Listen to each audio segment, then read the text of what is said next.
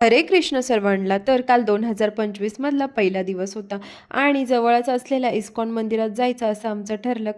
कात्रज कोंढवा रोडपासून जवळच असलेलं हे मंदिर आहे. तर सोबत माझ्या बहिणीसुद्धा आल्या होत्या आणि त्याच्यानंतर आम्ही फायनली इस्कॉनमध्ये पोहोचलो आणि आल्या आल्या इथे आरती सुरू झाली होती आणि ऐकू शकता तुम्ही.